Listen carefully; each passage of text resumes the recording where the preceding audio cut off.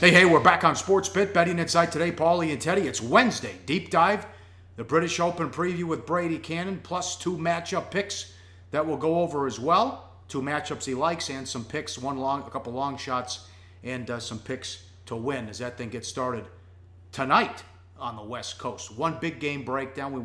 We're going long with Brady. We'll get to Teddy's going to be there, Fenway Park, the Blue Jays and the Red Sox. Bad beats bad, bets bad for the books. Look at this. I can't believe it. I said, it can't be this high because the game's on the road. Kershaw hit $4. Bad for the books hit $4 in some spots here in Las Vegas. Kershaw shuts out the White Sox 1-0. The Dodgers have won 10 in a row and 30 of 34. ESPN Stats and Info tweet, they're the first team since the 77 Royals to win 30 in a 34-game span, Teddy. Yeah, I mean, it's a sick run right now. And if you haven't been able to take advantage of it, or you have, and I'll be first to admit, I haven't taken advantage of this Dodgers run. But the one thing I'm not doing is jumping on board now. When a team goes on an epic run of a lifetime, and you're seeing them bet, again, even at Penny, we saw a 25-cent move towards the Dodgers. It's not just the squares that are betting L.A. The sharps are all over L.A. They scored one run last night. Yeah, it was enough. But when you look at the numbers for Kershaw, forget the Dodgers for a minute. Look at Kershaw. The Dodgers have won his last 14 starts. They're 18-2 in his 20 starts this season. They're 35-6 in Kershaw's starts since the start of the 2016 season. And 46-9 his last 55 in the regular season. Those are sick numbers. Those are historical numbers. And again, if you haven't been betting it, you can't jump in now because this run cannot continue indefinitely. But boy, if you've been riding it, man, I hope you made a lot of money with the LA Dodgers. This doesn't happen every year or even every decade. And if you've been making money with the Dodgers, kudos to you. I give you credit. Fortunately, I have been one of those guys. Well, yeah, you have been making a lot of money. You're making a killing. I think in 2013, they won 42 of 50. So see if they can keep that going. Bad for the books. Again, 30-cent move on the Diamondbacks. They love Robbie Ray. They won 11-2. Yeah, I mean, last night was not a good night for the books in a number of different ball games. Surely this one stands out with that 30-cent move towards Arizona. And Robbie Ray's been tremendous. I had some concerns about Ray's ability at the Great American Ballpark in Cincinnati, facing that lineup in that ballpark on a muggy night. I was like, and I talked myself out of Ray, especially after the money started coming in. Well, it's a meal ticket right now. The D-backs 12-6 in his 18 starts. He's 9-4 with an ERA under 3. And of course, we talked about it on SportsBet yesterday. The increased use of his curveball to go with that fastball has made Ray a guy the wise guys love and the public starting to fall in love with too. And the play of the day winner, 20-cent move on the Pirates. And Nova got the job done. We ran down those numbers yesterday, and they win 4-3. Yeah, I mean, Nova gave up a 3-run dinger to Travis Shaw, but that was the entire Milwaukee production for the night. The Pirates are now within 5 games of first place in the NL Central. And another save for Felipe Rivero. Remember all those bullpen problems for Pittsburgh loomed large earlier in the season. Rivero now has an ERA of 0.71. What'd you think of this? At one point, the Mets were playing like 69% of their games had gone over on the season. What'd you think of this tweet from Sports Insights? I thought it was, first of all, it's definitely something worth talking about. And let's read the tweet to begin with. Since the break, unders have gone 32-24. Since June 23rd, and this is a tweet from yesterday. Since June 23rd, they are unders 160 and 119. That's plus 34 units. Overs had been 551 and 44, up 44.2 units to the over until this recent run of unders. And this goes to show you, when you're going around Vegas and Pauly, you're around all day talking to guys. I'm around all day talking to guys. All everyone's doing is talking about overs, overs, overs. Guess what? The markets have adjusted, folks. Kershaw was totaled at 9 yesterday. There was a 9.5 at Citi Field. There was a 10.5 at Kaufman for KC Detroit. There was only one game on the entire card yesterday totaled lower than 9. 5 years ago, you might have found only 1 or 2 games totaled higher than 9. The markets have clearly adjusted. And right now, in a broader sense, probably a little bit more value on unders than there is on overs, despite the success of overs when you look at the aggregate numbers over the course of the season. Fan is short for fanatic. Congrats to the Lakers for winning the Vegas Summer League. But while the fans came to watch the Lakers, those Laker fans from Southern California came to the books and bet the Lakers, this great prop at the Westgate, to make the playoffs next year. And look at this. They were as high as 10-1. Now they're 7-1 to make the playoffs. Every bet has been on yes, which it did start at 5-1, and then the T-Wolves got Butler and Teague and Crawford, and then Millsap went to Denver. So then Jeff Sherman and the crew put it up to 10-1 with the take back. I mean, they had the second worst record in the West. Portland was the 8th seed at 41-41. You're telling me the Lakers are going to make that big a jump in a loaded conference? You got to be kidding me. But some fans, hey, LeVar Ball, you're calling your shot. You guaranteed a playoff spot. Go in and bet that. 7-1 take back.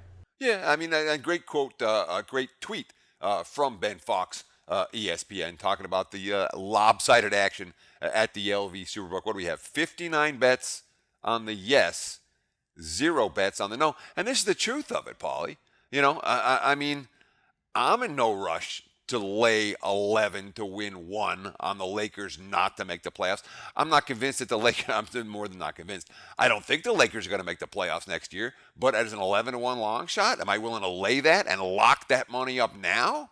Not a chance, neither of the wise guys. But note the fact that these odds still aren't back to where they opened originally. So the 59 bets coming in on the Lakers to make the playoff, that's fan money. That's not wise guy money. And Jeff Sherman and the crew over at the Westgate, they haven't had to adjust this one too significantly yet. Up next, big game breakdown. We'll get to the Blue Jays and the Red Sox and the deep dive with Brady Cannon to preview the British Open on SportsBit. Betting Insight today on SBRpicks.com. Go to SBRodds.com. Browse, compare, and shop live odds available at top online sportsbooks. Back on SportsBit, Betting Insight today. Time for a big game breakdown. As always, sponsored and powered by BetOnline. Isn't just an online betting site, much more. They built their reputation by focusing on what bettors want: exceptional customer service, strong promotions, and every possible type of wager players are looking for. Check out the bonus page on sportsbookreview.com for the latest and best offers to open a new account today. Get up there. The BetOnline number for the Red Sox at home against the Blue Jays: Boston $1.35, 10 the total. Sanchez against Pomerantz. Doing this game because Teddy will be there today. Where are your seats? Yeah, dude, I'm going to Fenway. I got the tickets in the front row, my friend. Yeah, my brother-in-law hooked me up, dude, sitting on the third base side, right by the visitors' batting, or the on-deck circle. So I'll be behind the nets. I'm not going to catch any fly balls or foul balls, but should be a lot of fun. I haven't been at a front row seat. I don't think I've had a front row seat for any sport, Pauly. Have you? No, I have not. Should be a lot of fun. Looking forward to it. Other than, well, press row covering some events, but...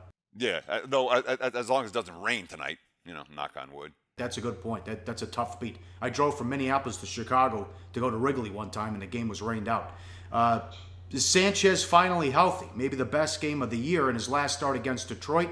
6 innings, 101 pitches. Now pitching on normal 4 days rest for only the second time all season after the win. Quote, I felt like at the beginning I was still trying to find the zone a little bit. My release point, it was ball strike, the first couple innings. That kind of got my pitch count up. Then I felt like I kind of settled down, got into the groove, and got into the 6th in that one. But, the same thing, Teddy, here with the issue. I mean, the offense. And again, Donaldson hasn't done a damn thing. No, he certainly hasn't. But let's talk about Sanchez a little bit more, because this is a guy that has a lot of promise. But he's had some of the blister issues that have really been a problem for him this season. I like this quote from John Gibbons. He was popping it pretty good, threw some good breaking balls. He looked like the old guy. That's a good sign. He's a big part of our team. We need him. He's definitely the freshest guy out there. His finger feels good. It wouldn't surprise me if he got on a nice little roll. And one thing that I like to do, at this time of the year, post All-Star break, is find guys who have talent and who have the potential to put it all together. Those are guys you might want to ride for a little while. Sanchez certainly has that potential moving forward, although let's see what he does at Fenway tonight. But you talk about Donaldson. Donaldson, we've been waiting for him to break out all year. It hasn't happened. He's just 2 of 15, both singles, 4 strikeouts going into last night's game. And of course, you look at the numbers. It's a pretty significant decline from a guy who's been, one of the powerhouses for this offense all season, and yet Toronto's still hanging around. They haven't chosen to be sellers just yet, and despite the fact that Donaldson and that offense as a whole hasn't lived up to expectations. Pomerantz, not a good fit at Fenway. Tough for a lefty that throws soft and allows the ball to be pulled to the monster. He throws that knuckle curve 36.4% of the time and only averages 79 miles per hour. Look at the last 2 seasons. Throw up this graphic. At Fenway, he's got a 5.23. Any other ballpark, a 2.80. And you see the home runs per 9 as well. And what's going on with the Boston offense? Only 12 runs in 5 games post-break. The post-Big Papi era. Last year, OPS number 1. This year, 16th. Yeah, I mean, some of that OPS stuff is a little bit misleading in my mind. This team doesn't have the big power bats. And certainly when you talk about Pablo Sandoval as a guy who they were hoping was going to hit home runs like Big Papi and instead, designated for assignment. He's played his last game as a Red Sox most likely. So the power bats over there, they've been getting on base. And this lineup from 1 to 9, everybody's dangerous. But right now, they cannot buy a clutch hit. We saw it again last night. They were able to rally back against Toronto, send the game into extras. But, going into that game, 5 for 67 with runners in scoring position over the previous 10 games. That's not going to get it done for a first-place team, a last-place team, or any team in MLB. The Red Sox, very, very short on clutch hits, and with Pomerantz's ugly numbers at Fenway, you look at it, you talked about the ERA nearly double what it is on the road. You talk about the home runs allowed per 9 innings, more than double what he gives up on the road. It's an issue where Boston may well have to be scoring some runs tonight if they're going to get the win, and certainly this line reflects that. Toronto getting a lot of respect from the betting markets throughout the course of this series, and once again this evening. All right, up next, Deep Dive. We preview the British Open and a lot of picks with Brady Cannon. And we'll use one of those with the play of the day on SportsBit. Betting Insight today on SBRPicks.com. Research before you bet. Be sure to check out SBR Picks for the best game predictions, breakdowns, and much, much more. Back on SportsBit, Betting Insight today. Time for 5 great minutes with Brady Cannon at Las Vegas Golfer on Twitter. SBR contributor and golf expert. We'll talk matchups and picks in a second. So here we are, Brady, back at Birkdale Golf Club. The last time we were here, 2008, and Harrington won. He was 3 over, Brady. Yeah, Birkdale is a fantastic course, Pauly. Really an absolute true links test on the British Open rotation. You don't always see that with every golf course in the Rota. St. Andrews, for example, a little bit different, but Birkdale, absolutely a true and very strong links design. The fairways are relatively flat along with the greens, but the edges of the fairways kind of spring up, if you will, into like a sand dune, which is great for the observers. They can kind of stand on top of these hills and look down upon the action.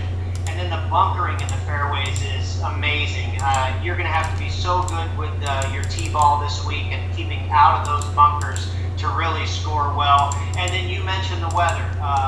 It can turn a relatively benign golf course on its head in a heartbeat, and that's what we have seen happen the last couple times they've played here. Mark O'Meara in 1998, prior to Harrington, he closed out the championship at even par. So what we've seen the last couple years with Stenson minus 20, Rory McIlroy minus 17, Zach Johnson minus 15, I don't think that's going to happen this year. Yeah, weather and wind. It's supposed to rain. We're not going to see a repeat of '08, I guess, when you had 50-mile-per-hour winds. But you're looking at winds maybe 15 to 20 miles per hour. What could rain on the weekend do to this course? Well, I think you're right. You're going to see steady wind and probably some rain off and on. I don't think it's going to be brutal, which will be nice, but it's certainly going to be very difficult. The golfers are really going to have to work their ball in the wind. The wet conditions will soften things up, and that could make things a little bit easier on everybody because it may stop some of those balls from rolling into those bunkers and into the rough. I don't really think the course favors necessarily a longer hitter or a shorter hitter. It's just really going to be an efficient ball striker off the tee this week to keep that ball in play. Now, this is at the South Point. This is absolute lunacy. Fowler's your favorite. He's 6 to 1. I mean, DJ's 11-1, Spieth 8-1. What do you think about some of these odds? Who should the favorite be here? Well, you've hit on the big three right there, but 6-1, that is crazy. I don't know if they took a big bet on Ricky or what the story is, but He opened 20, sorry. Yeah. yeah, you're right. He did open 20 just about everywhere, and now he's trading pretty much in the neighborhood of 12 to 15 everywhere. So 6 is certainly the lowest I've heard of. But Johnson, Spieth, and Fowler, those three guys pretty much are your favorites, right in that 10 to 15 neighborhood. And then you've got your Masters champions. Sergio's at about 18 or 19, and Henrik Stenson, the defending champion, he's in the neighborhood of 20 to 25.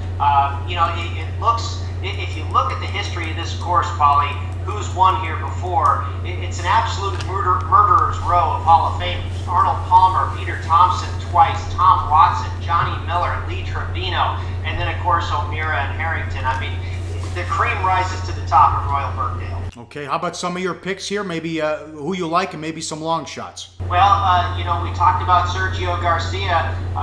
The guy is, I believe, the perfect type of player for this golf course. He has played better in any major at the British Open than any other major, rather. And it surprised me when he won the Masters this year. I really thought his first major would come at the British Open. So it's difficult to pick him, but I believe he is the perfect type of player for this golf course.